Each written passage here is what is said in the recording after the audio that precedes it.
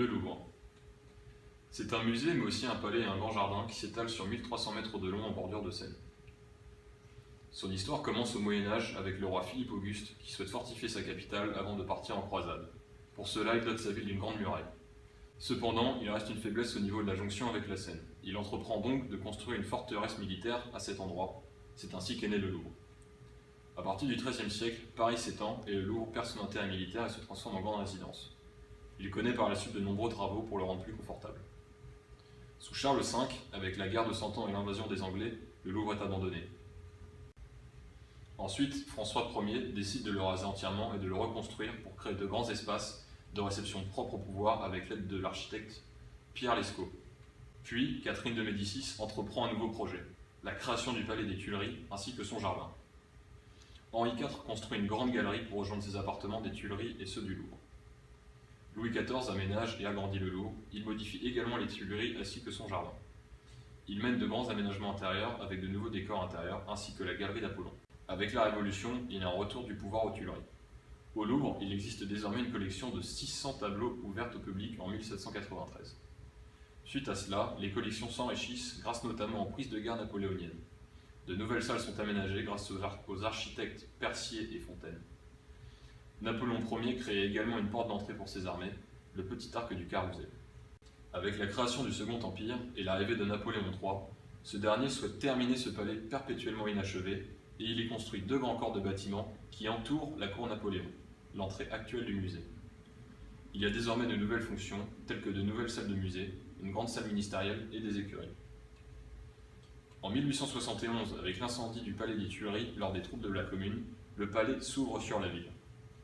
En 1981, avec le projet Grand Louvre de François Mitterrand, il n'y a plus qu'une seule entrée pour que le musée s'ouvre au reste du monde et à de nouveaux publics. Cette ouverture se poursuit aujourd'hui, spatialement et temporellement. Le département des arts de l'islam. Fin septembre 2012 a lieu l'ouverture du département de l'art de l'islam. Une idée initiée par Jacques Chirac 8 ans avant l'innovation officielle. Ce projet est estimé à environ 100 millions d'euros et plus de 50% a été financé par des investisseurs étrangers tels que Mohamed VI, l'émir du Koweït ou encore le sultanat d'Oman et même le gouvernement d'Azerbaïdjan. Cette collection de 3500 pièces inédites venant du musée des arts décoratifs et 14 000 objets couvrant plus de 1000 ans d'histoire. Une bonne partie de ces objets proviennent de collections royales. L'ensemble de cette collection regroupe quelques joyaux comme le baptistère de Saint-Louis, le lion de Monzon, la pyxide d'Almaguera ou encore l'aiguilleur des oiseaux dont il n'existe que 6 exemplaires au monde. Les différents types d'objets qu'on peut y trouver sont des éléments d'architecture, des objets en ivoire, de pierre, de métal, de verre ou de céramique, des textiles, des tapis ou encore des arts du livre. Aucune représentation de Dieu ne sera visible car l'art islamique est un art aniconique, c'est-à-dire un art sans image où règne la calligraphie, l'arabesque, d'une certaine manière l'abstraction, parce que c'est un art soumis au droit coranique qui interdit l'image, d'après Madame Lintz, actuelle directrice du musée du Louvre. Une influence sur la culture, les moyens et les buts.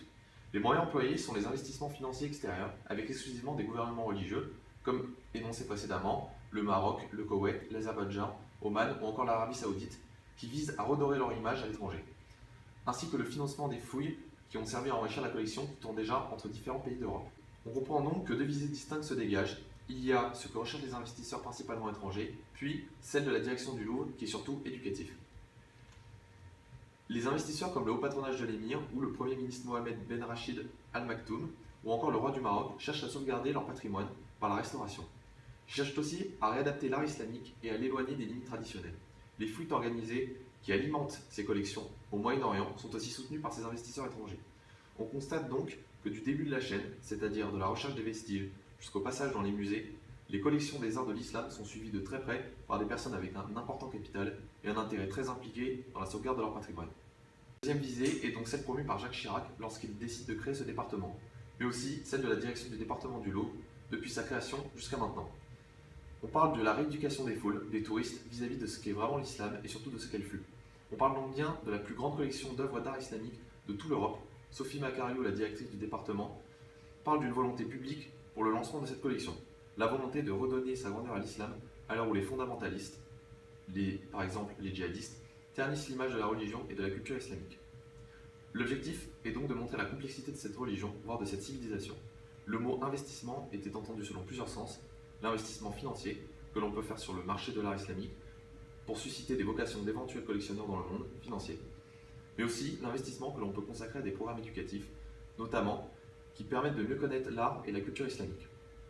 Il s'est agi de parler de ce qui peut contribuer à constituer pour le long terme la mémoire du patrimoine islamique détruit dans les pays. Donc une citation d'après Madame Yannick Lintz, directrice du département des arts islamiques au Louvre, lors du sommet mondial de l'économie islamique, qui a eu lieu en octobre 2016. Les enjeux de compréhension et de médiation de cette civilisation méconnue et marginalisée sont véritablement au cœur de ce 8e département du musée. D'après un journaliste de France TV Info, on constate donc que les deux visées précédemment énoncées ont pour but une influence culturelle nationale, mais aussi la sauvegarde du patrimoine